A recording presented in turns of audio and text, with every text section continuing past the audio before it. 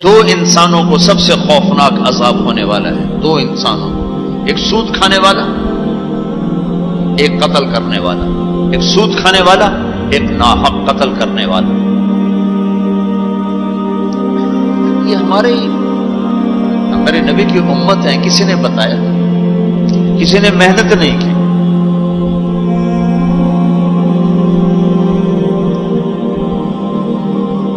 آخری حج کا خطبہ آپ نے جو دیا، ہر دفعہ یہاں سے بات شروع کی، تمہارے جان مال ایک دوسرے کے لیے قابل احترام ہے، کسی پہ ہاتھ نہ ڈالو. میرے نبی نے کبھی زبان سے کسی کو دکھ نہیں پہنچایا، کبھی زبان سے کسی کا نام لے کر اس کو رسوا نہیں کیا. زبان کی لگائی ہوئی آگ ہے جو آج سارے بھڑکتے ہوئے دیکھ رہے ہیں. تو بھائیو، محبت سے رہنا سیکھو، معاف کرنا، درگزر کرنا سیکھو، اپنے اللہ کے سامنے جھکنا سیکھو. جب قومیں زوال کا شکار ہوتی ہیں، کہتی ہیں یہ فلاں کی سازش ہے. جیسے آج کل کہتے ہیں مسلمان، امریکہ کی سازش ہے، یہ سب یہودیوں کی سازش ہے. یہ کراچی کے بینکوں میں جو سود پہ پیسہ پڑا ہوا ہے، یہ امریکہ کی سازش ہے، یہودیوں کی سازش. جو رات کو شراب چلتی ہے اور مجرے ہوتے ہیں، یہ امریکہ کی سازش، یہ یہودیوں کی سازش. نوجوان اولاد ماں باپ کی نافرمان ہیں، یہ کسی دشمن کی سازش. میں ایک جگہ تھا تو ایک لڑکی اپنی ماں کو کہہ رہی تھی بکواس مت کرو، ماں کو کہہ رہی تھی بکواس مت کرو، تو اس کی ماں کے آنسو ایسے گر رہے تھے. یہ امریکہ کی سازش. اور میرے نبی نے سے پوچھا کہ یا رسول اللہ قیامت کب آئے گی؟ آپ نے فرمایا اللہ کو پتہ ہے کب آئے گی. کا کوئی نشانی؟ کہ جب ماؤں کو ذلیل کیا جائے گا تو قیامت آئے گی. ہمارے زوال کے اسباب باہر سے نہیں ہیں، ہمارے اندر سے. کتنی بڑی لعنت ہے جھوٹ. آپ نے فرمایا جب کوئی جھوٹ بولتا ہے تو 3 میل تک اس کی بدبو سے فرشتے بھاگ جاتے. 3 میل تک فرشتے بھاگ جاتے. تو پھر پاکستان کا کون سا بازار ہے جس میں کوئی رحمت کا فرشتہ آئے گا؟ کہ ہر دکاندار جھوٹ بول رہا ہے، ہر بڑا چھوٹا تاجر جھوٹ بول رہا ہے، ہر سیاستدان جھوٹ بول رہا ہے. ہر سے مراد ہے 100 میں 99 نہیں، 1 لاکھ میں 99,999. کوئی 1 لاکھ میں شاید ایک کوئی سچا مل جائے. جس قوم میں جھوٹ اور ظلم اور خیانت پھیل جائے وہ قوم تباہ ہو جاتی. ان کو کسی دشمن کی ضرورت نہیں ہے، وہ اپنے دشمن خود ہیں. جسے نشہ کرنے والے کا کوئی دشمن نہیں، وہ اپنی ذات کا دشمن خود ہے. تو ہم اوروں کو الزام نہ دیں کہ یہودیوں نے سازش کر دی اور عیسائیوں نے کر دی اور امریکہ نے کر دی. ہم نے اسپین سے آخری ملک تھا یورپ کے سفر میں اسپین. تو قدم قدم پہ میں رویا، قدم قدم پہ میں رویا کہ کس طرح مسلمان آپس کی لڑائی میں ختم ہو کے رہ گئے. کہ پاکستان اسپین میرے سامنے یوں آتے تھے. یس، اسپین کی تاریخ پاکستان کے حالات، اسپین کی تاریخ پاکستان کے حالات، اسپین کے مسلمانوں کی آپس کی لڑائیاں پاکستان کے حالات، آپس میں قتل و غارت پھر پاکستان کے حالات. تو اللہ تعالیٰ نے اس طرح ان کو مٹا دیا اسپین سے کہ ایک کلمہ پڑھنے والا باقی نہ بچا. مسجد قرطبہ جیسا شاہکار بیچ اس کے گرجا بنا ہوا ہے، صلیبیں لٹکی ہوئی ہیں، بت پڑے ہوئے ہیں، نماز منع ہے، بورڈ لگا ہوا ہے.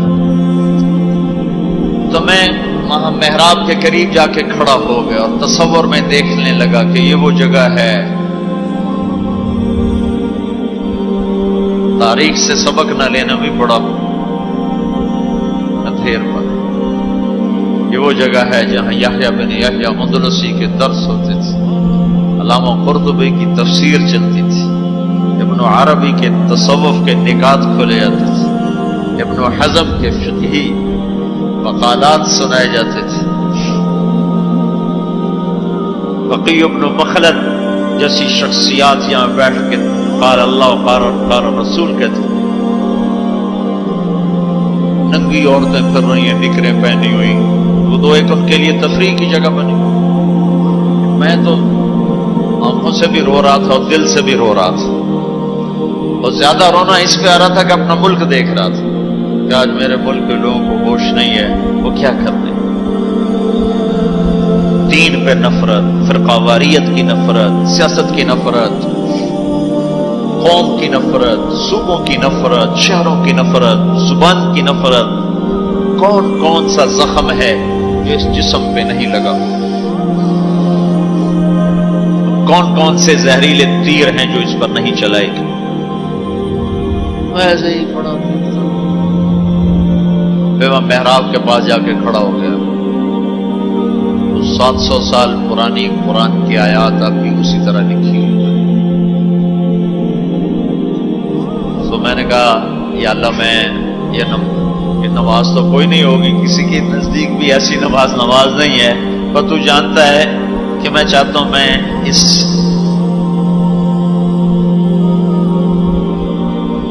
ارے میرے بھائیو، آپس کی نفرتیں مٹا دو اللہ کے واسطے. اپنی جان کے دشمن نہ بنو. معاف کرنا سیکھو، درگزر کرنا سیکھو. فرقہ واریت کی باتیں کرنا چھوڑو، تقریریں سننا چھوڑو. تاریخ میری کمزوری رہی ہے، میں بچپن سے تاریخ پڑھتا آ رہا ہوں. یہ تبلیغ میں لگنے سے پہلے ذوق تھا تاریخ پڑھنا. جب تبلیغ میں لگے تو مدرسے میں آ گیا تو اور پڑھنے کا لگ گیا. پھر کچھ اللہ تعالیٰ نے یاد اچھی دے دی تو جو چیز پڑھی وہ یاد رہے گی، وہ سارا تسلسل. ایسے بس ڈوبتا ابھرتا رہا کہ یا اللہ، آج میں یہاں اس دھرتی پہ سجدہ نہیں کر سکتا جہاں 700 سال جن اینٹوں نے سجدے کے لمس محسوس کیے، جن اینٹوں نے تیرے لاکھوں کروڑوں پیاروں کے آنسو جذب کیے، جن در و دیوار نے تیرے ہزاروں محبوب لوگوں کے واز و ارشاد سنے، جن کونوں میں تجھے یاد کرنے والے ہزاروں لاکھوں کروڑوں انہیں روشن کرتے آج اسی زمین کے نیچے سوئے ہوئے ہیں. قرطبہ کے قبرستان پہ شہر بنا ہوا، نہ کسی بادشاہ کی قبر باقی اور نہ کسی بڑے کی نہ کسی چھوٹے کی. میں یہاں نماز پڑھتا ہوں، میری نماز قبول کر لے. میں نے اشاروں میں نماز پڑھی، اللہ اکبر، پھر ثنا، پھر ساتحہ، پھر رکوع، پھر سجدہ. اللہ اتنا کو کیا رکوع سجدہ اتنا کر کے تاکہ کسی کو، چونکہ جو داڑھی والا اندر آتا نا تو اس کے پیچھے سیکورٹی لگ جاتی کہ کہیں کسی کونے میں چھپ کے نماز نہ پڑھ لیں. تو ایک سیکورٹی والا ہمارے پیچھے کر رہا تھا. چلو یا اللہ، میں بھی ان میں ہو جاؤں جنہوں نے اس مسجد میں نماز پڑھی تھی. اور میرا پاکستان اس دور سے گزر رہا ہے، نہ عوام کو ہوش ہے نہ خواص کو ہوش ہے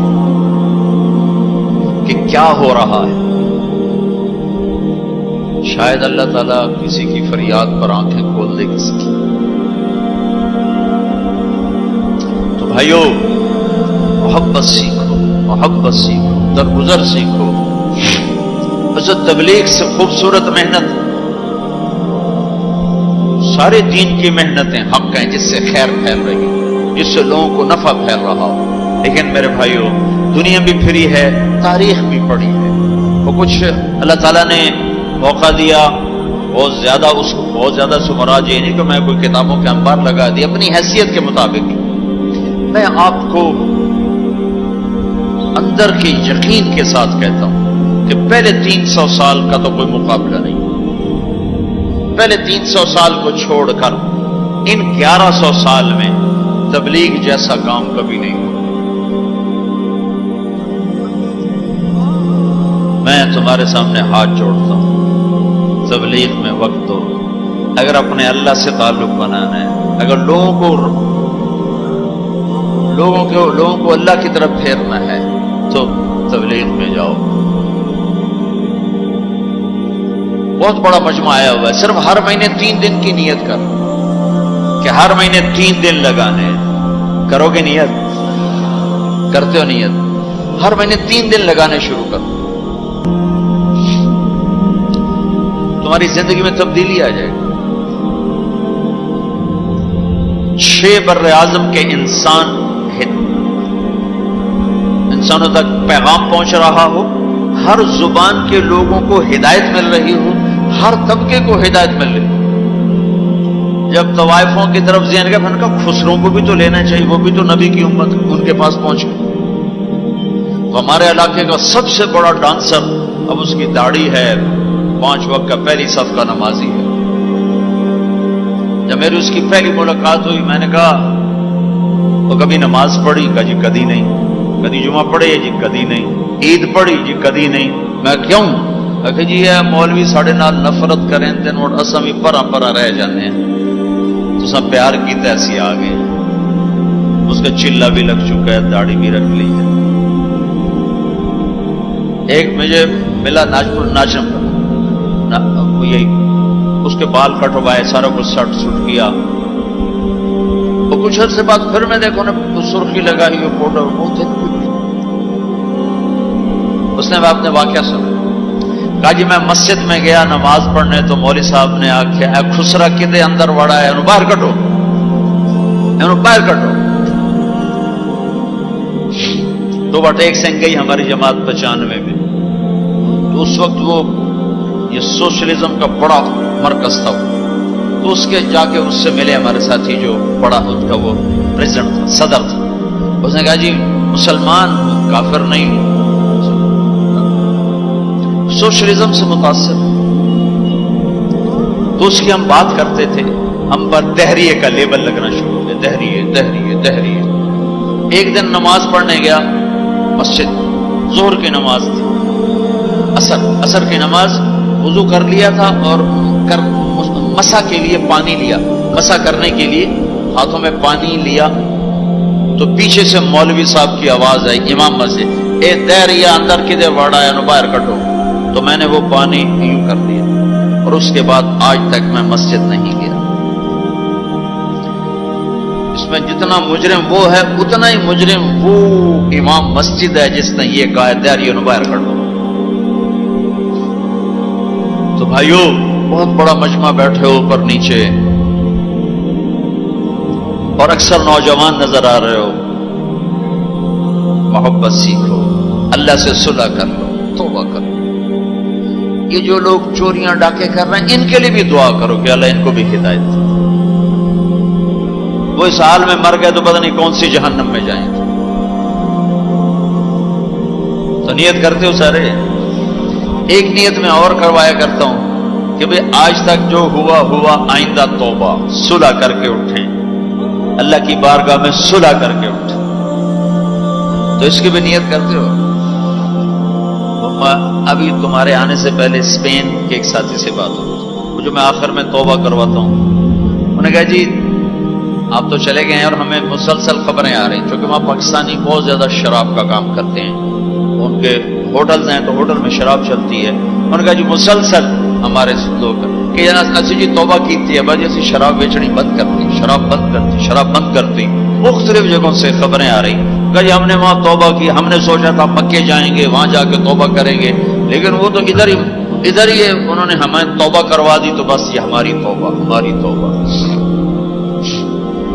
تو ایک یہ کہوں گا کہ توبہ کر کے اٹھو، ٹھیک ہے؟ جو پیچھے گزر گئی اللہ معاف کر دے، آئندہ تجھ سے صلح کر کے چلیں گے. اور اگر کبھی پھر ٹوٹ گئی تو یہ کون سا اوکھا کام ہے، پھر توبہ کریں گے، پھر معافی مل جائے. اس دربار میں معافی کے سوا تو معافی سے معاف کرنے سے زیادہ محبوب عمل کو نہیں اللہ کی بارگاہ. تو توبہ کی بھی نیت کرتے ہو تو کہو یا اللہ میری توبہ، پھر کہو یا اللہ میری توبہ، پھر کہو یا اللہ میری توبہ. اللہ قبول فرما لے. اب حج والوں سے کوئی موقع ملا تو کر لوں گا، ورنہ وہیں مکے چل کے بات کریں گے. لیکن آپ بھائیو، ہو سکتا ہے اس وقت کی بات یہی ہو جو اللہ نے کہلوائی، ضرورت اسی کی ہو. میں آپ سے گزارش کرتا ہوں محبت سیکھو، معاف کرنا سیکھو، ماں باپ کے آگے چپ رہنا سیکھو، بیوی کی کمی بیشی برداشت کرنا سیکھو، حتیٰ کہ اولاد کی کمی بیشی پر بھی ایک دم سیخ پانا ہو جاؤ، ہاتھ نہ اٹھاؤ، صبر کرو، حوصلے سے کام لو اور ان کو پیار محبت سے سمجھاؤ. سہیل احمد مشہور اداکار ہیں، 96 میں ہم نے اداکاروں میں بھی کام کیا تھا، تو اس وقت ہم ایک مرید کے ہماری جماعت تھی جو ہمارے ساتھ تھا، گجا مالک، اسے کہنے لگا مولانا میرا باپ DSP ریٹائر ہے، زندگی پر 1 روپیہ حرام نہیں کھایا، 1 روپیہ رشوت نہیں، اب بے تکلف ہو چکی ہے، تعلق بن چکا ہے، تو میں کہتے تو کڑے حرام کھاتے بڑھ گئے، میں نے آگے کہا تو کڑے حرام کھاتے بڑھ گئے، تو کیوں اس غلط کام میں چلا گیا؟ کہا جی بس کیا بتاؤں، 8ویں جماعت میں تھا، فلم دیکھنے چلا گیا، واپس آیا تو میرے باپ کو پتا چل گیا میں نے فلم دیکھی، تو اس نے پولیس والا بوٹ اٹھایا اور مار مار مار مار میرے سر سے خون نکال دی، تو میں نے دل میں کہا تو نے مجھے فلم سے روکا ہے، میں تمہیں اداکار بن کے دکھاؤں۔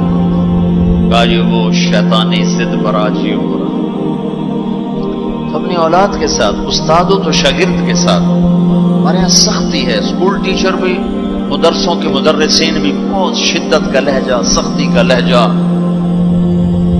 کان پکڑوانے، مارنا پیٹنا، یہ انسانی طریقہ نہیں ہے۔ پہلا جھوٹ ماں باپ سکھاتے ہیں، اولاد پہ سختی کرتے ہیں، وہ جھوٹ بولنا شروع۔ میرے والد صاحب نے نماز سختی سے پڑھانا شروع، جب میں گھر میں ہوتا تھا تو اب اللہ گواہ ہے اپنے گناہوں کا ذکر نہیں کرنا چاہیے، لیکن صحابہ بھی کیا کرتے تھے، جاہلیت کے قصے سناتے تھے اللہ کے نبی کو، اپنے باپ کے ڈر سے بغیر وضو پہ جا کے نمازیں پڑھیں۔ ایسی شدت نہ ہو کہ زبان چھوٹ گیا۔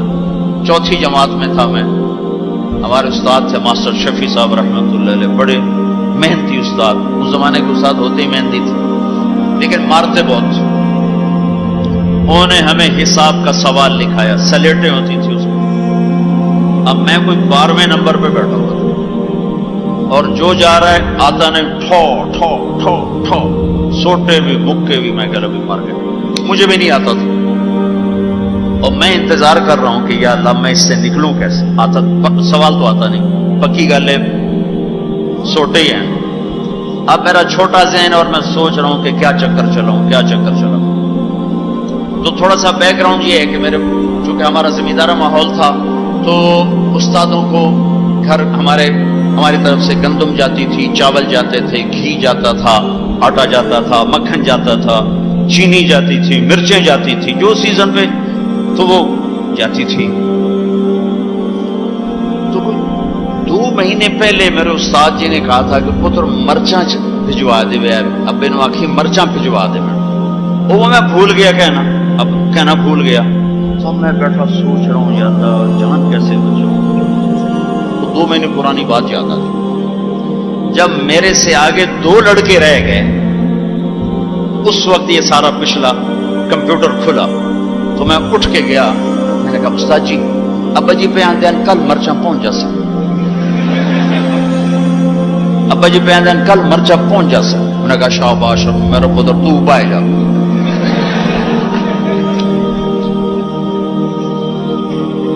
یہ جھوٹ کس نے بلوایا؟ استاد نے، اس کے ڈنڈے نے، اس کی سختی نے۔ ماں باپ سے بھی کہتا ہوں، مدرسے کے علماء سے کہتا ہوں، اسکول کے ٹیچروں سے کہتا ہوں، محبت سیکھو، محبت سکھاؤ۔ اولاد سے کہتا ہوں ماں باپ کی محبت سیکھو، ان کی شدت کو برداشت کرنا سیکھو۔ بھائی سے کہتا ہوں بھائی کی برداشت کر، آپ بیٹھے ہو عورتیں نہیں ہیں تو آپ سے کہتا ہوں بیوی کی برداشت کرو، ماں کی برداشت کرو، بہنوں کی برداشت، جو بھی کوئی بلندیوں کے راستے ہیں وہ برداشت میں چھپے ہوئے۔